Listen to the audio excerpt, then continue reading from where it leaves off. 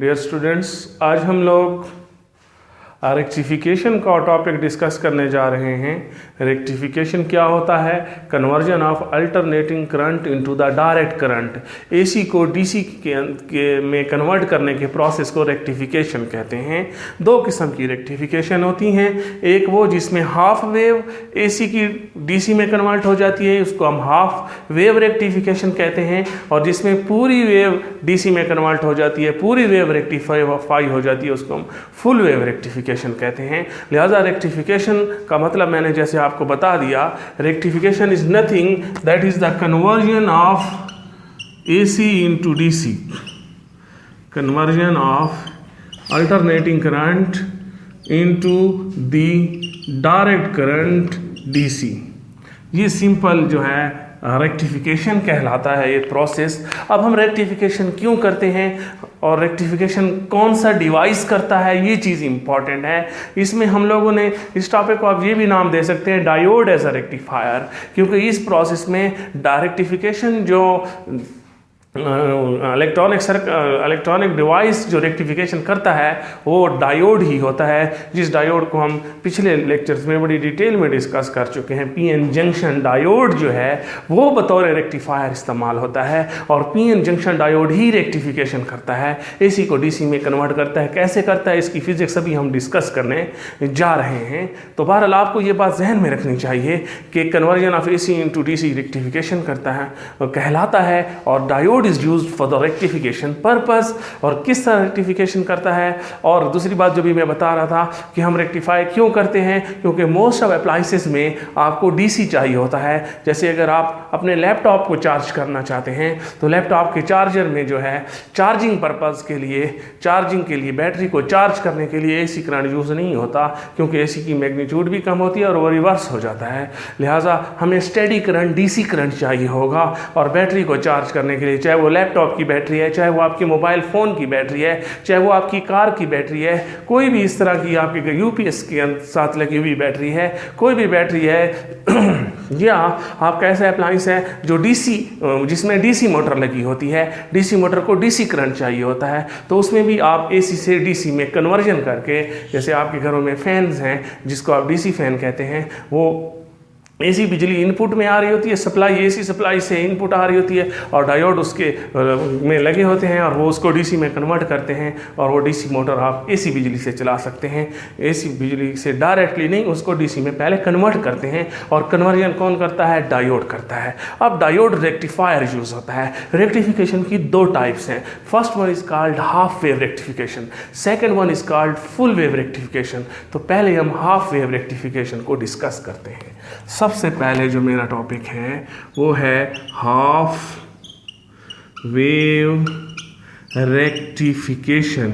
नाम से जाहिर है हाफ वेव रेक्टिफिकेशन। इसमें एसी आपको पता होना चाहिए डियर स्टूडेंट्स कि अल्टरनेटिंग करंट जो है वो आपके पास उसका अपना एक वेव फॉर्म होता है, उसमें ये प्लस और ये नेगेटिव, ये फर्स्ट हाफ साइकिल का पॉजिटिव हिस्सा, ये सेकंड हाफ साइकिल नेगेटिव हिस्से में मौजूद है, और इसी तरह फिर वो दूसरे वेव का फर्स्ट हाफ साइकिल और दूसरे का सेकंड हाफ साइकिल।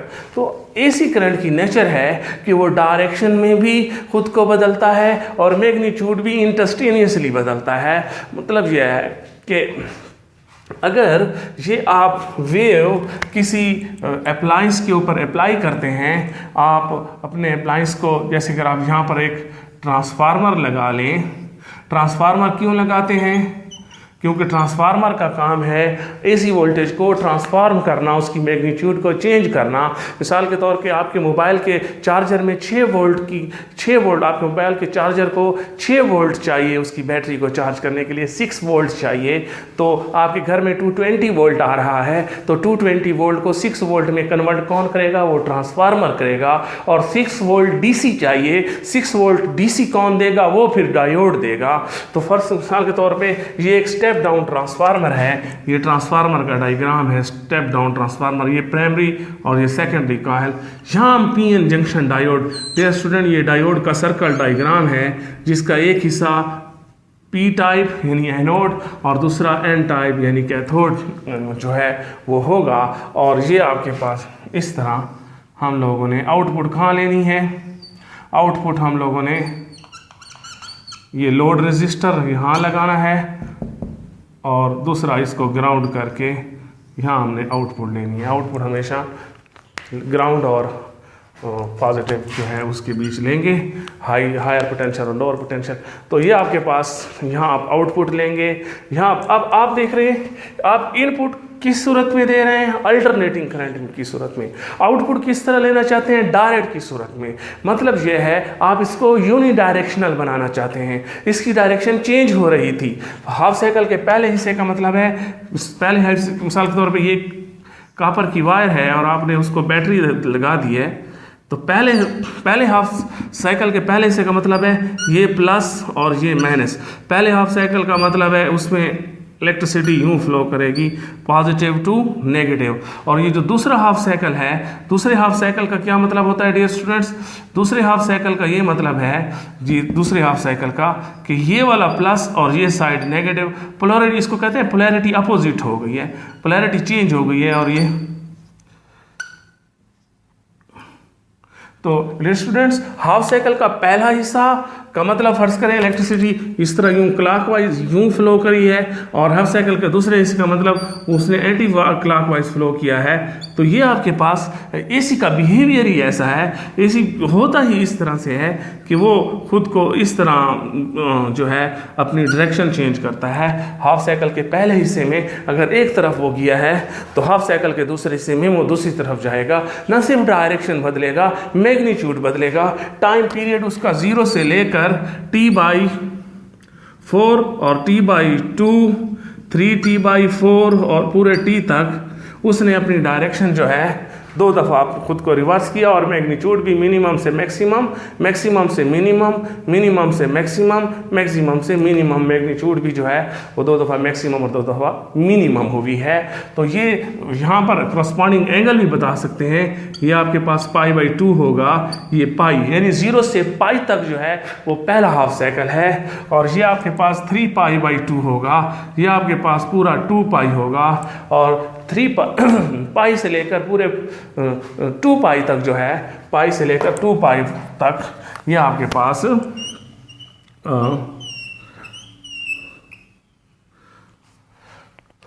जो है अगला हाफ साइकिल का सेकंड हिस्सा, सेकंड हाफ साइकिल होगा। तो ये आपके पास आप देख रहे हैं कि अब आपने ये इनपुट इसको अप्लाई किया, अब आउटपुट यहाँ आपको कैसे मिलेगा। देखें, अब बात को समझने की कोशिश करें।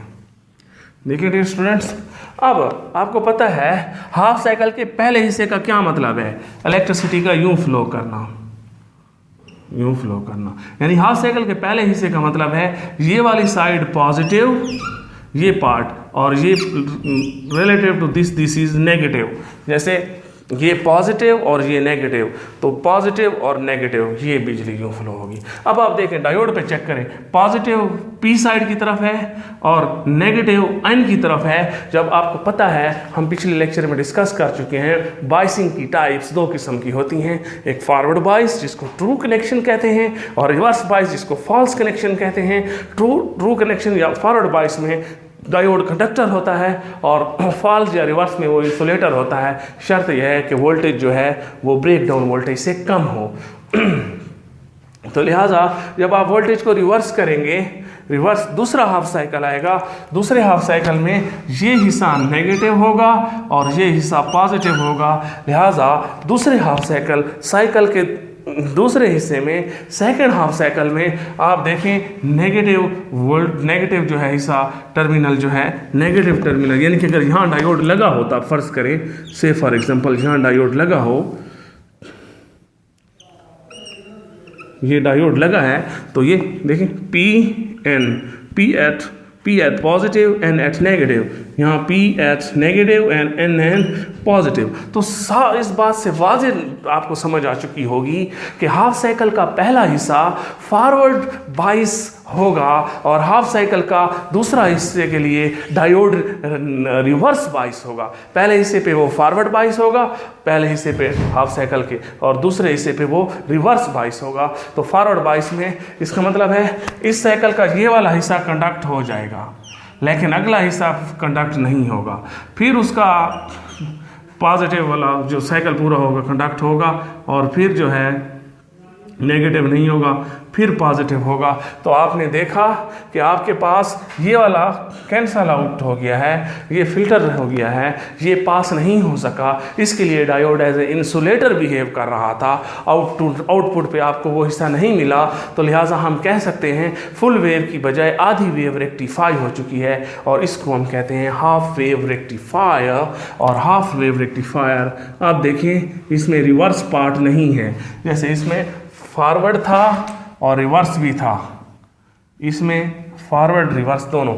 तो इसका मतलब है कि यूनिडायरेक्शनल बन चुका है। याद रहे डियर स्टूडेंट, ये डीसी तो बन चुका है लेकिन ये पल्सेटिंग डीसी है, इसकी मैग्नीट्यूड चेंज हो रही है। इसकी मैग्नीट्यूड वाइज ये भी डीसी नहीं बना, वो फर्दर फिल्टर्स, कैपेसिटर और इंडक्टर लगाकर इसको स्टेडी या डीसी मैग्नीट्यूड वाइज बनाया जाएगा। लिहाजा डायोड इसको डायरेक्शन वाइज डीसी बना देता है, डायरेक्शन वाइज इसको यूनिडायरेक्शनल बना देता है। तो ये मैंने आपको हाफ वेव रेक्टिफिकेशन का समझाया कि किस तरह जो है हाफ वेव रेक्टिफाई हो जाती है। साइकिल का पहला हिस्से के लिए फॉरवर्ड बाइस है और दूसरे हिस्से के लिए ये रिवर्स बाइस है और ये आपके पास आपको लोड पे जो आप आउटपुट मिली। अब जो दूसरा हिस्सा है जिसको मैं कहता हूं ये तो फुल वेव रेक्टिफिकेशन होगी, जो सेकंड पार्ट है उसको हम कहते हैं half wave rectification.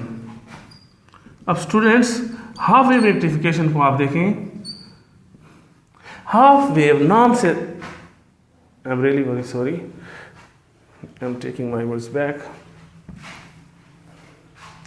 Half wave rectification तो पहले हम डिस्कस, डियर स्टूडेंट्स अब हम जिस हिस्से पे हैं उसका नाम है full wave rectification. Half wave अभी हमने डिस्कस की है, full wave rectification, full wave rectification नाम से जहर है। अब पूरी की पूरी वेव को हम लोगों ने डीसी बनाना होगा, उधर हाफ वेव डीसी बनी थी, अब पूरी फुल वेव रेक्टिफाई हो जाएगी, फुल वेव डीसी हो जाएगी, यूनिडायरेक्शनल हो जाएगी।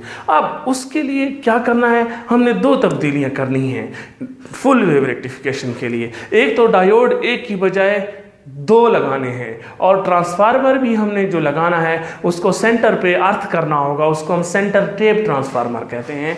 लिहाजा जो अब हम लोगों ने अपने सर्किट की डायग्राम में तब्दीली करनी है वो एक तो ट्रांसफार्मर की कंस्ट्रक्शन में हम तब्दीली करेंगे कि ट्रांसफार्मर जो लगाएंगे उसका सेंटर ग्राउंड होगा, इसलिए हम इसको बोलते हैं सेंटर टेप्ड ट्रांसफार्मर।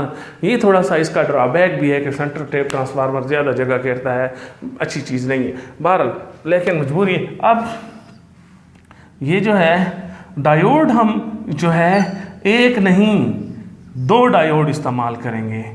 ये बात काबिल जिक्र है कि डायोड दो हो गए हैं। अब इधर लोड रजिस्टर हम कहाँ लगाएंगे, लोड इधर, आउटपुट जो है आउटपुट एक तो लाइव और न्यूट्रल वाली बात है, पॉजिटिव फर्ज करें ये हाई पोटेंशियल पे ये, तो नेगेटिव लो पे ये सेंटर वाला हिस्सा आएगा ट्रांसफार्मर का सेंटर। पहले आउटपुट कहाँ ले रहे थे, इस पे हायर पोटेंशियल और लोअर के लिए ये ग्राउंड किया हुआ था इधर। अब ये तो दोनों हायर पे आपको लोड देंगे, लोड रजिस्टर है, तो लोअर पोटेंशियल के लिए हमने सेंटर को टेप किया है, सेंटर को ग्राउंड किया है। तो ये तो हो गई है सर्किट डायग्राम। सर्किट डायग्राम मैंने आपको बना दी है किसकी, फुल वेव रेक्टिफायर की। अब फुल वेव रेक्टिफायर की सर्किट डायग्राम में आप वही चीज़ है, डायग्राम में अगर आप देखें तो ये आपके पास इनपुट आ रहा है एज अ फुल वेव। छोटी डायग्राम बना रहा हूँ जगह की वजह से, जगह की कमी है, तो फुल वेव आपके पास आ रही है। अब आउटपुट पे क्या होगा, तो स्टूडेंट्स आपको अच्छे से पता होना चाहिए कि जहाँ पर जो आप इनपुट दे रहे थे ट्रांसफार्मर को, यहाँ पे भी इनपुट है, ये इनपुट है।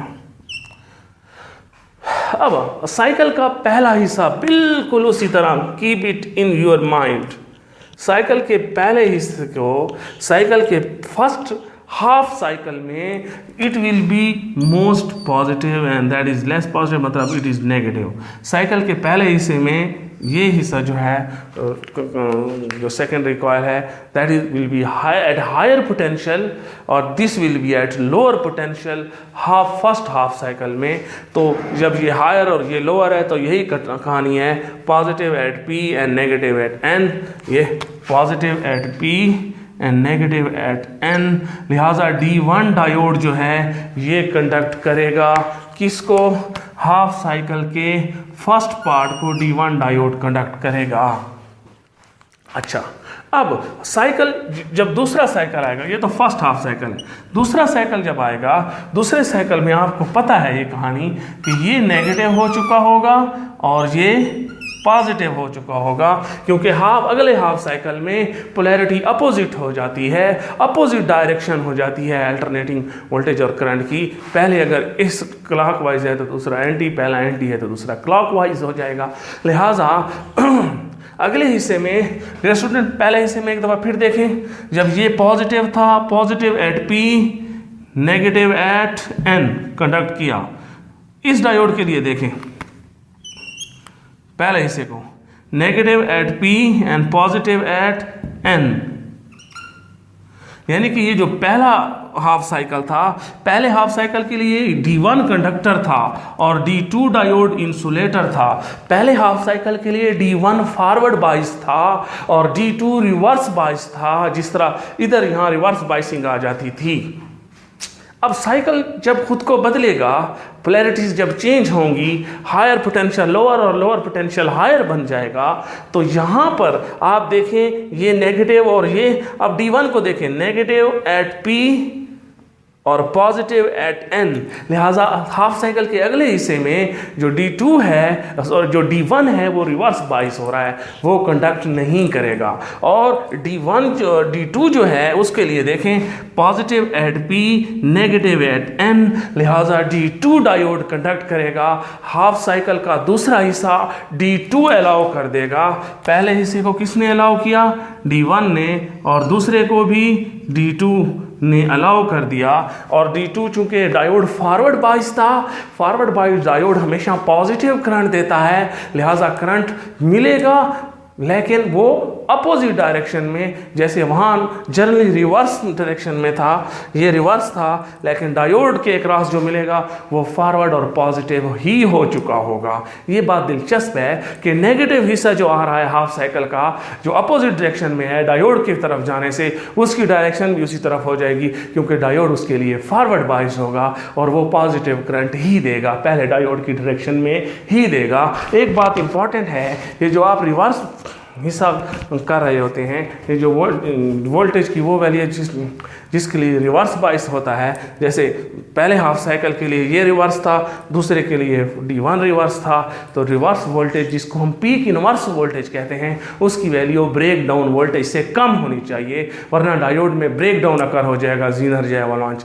ब्रेक डाउन अकर हो जाएगा और फिर रिवर्स डायरेक्ट करंट ही फ्लो हो जाएगा। फिर फ़ायदा क्या हुआ, जब रिवर्स करंट आ गया फिर तो DC नहीं बना। लिहाजा हमने नेगेटिव को भी पॉजिटिव करना है, पॉजिटिव तो है ही पॉजिटिव, तो आप देखेंगे बस पूरी की पूरी वेव, ये फिर D1 दूसरे साइकिल में D2 D1 D2, तो उस और इसमें आपको फ़र्क नज़र आ रहा है। पूरे की पूरी वेव रेक्टिफाई हो रही है। ये आपके पास क्या था, VT ग्राफ है, ये जो आपके सामने चल रहे हैं, या AC अल्टरनेटिंग करंट से भी डाल सकते हैं, ये उसके ग्राफ्स हैं।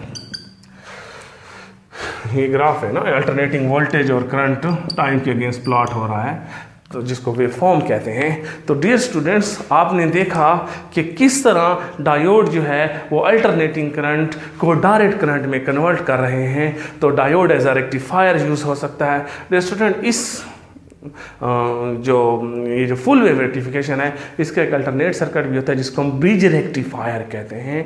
ब्रिज, उसमें जो है 4 डायोड यूज़ होते हैं और सेंटर टेप ट्रांसफार्मर इस्तेमाल नहीं होता, वो अभी इस टॉपिक में मैं डिस्कस नहीं करने जा रहा। उसमें फुल वेव रेक्टिफाई हो सकती है। उसका फ़ायदा यह है कि सेंटर टेप ट्रांसफार्मर से जान छूट जाएगी। तो आपके मोबाइल के चार्जर में अक्सर ब्रिज रेक्टिफायर लगे होते हैं। तो ये आपने देखा कि किस तरह डायोड रेक्टिफाई करता है। आपका शुक्रिया, अपना ख्याल रखिएगा।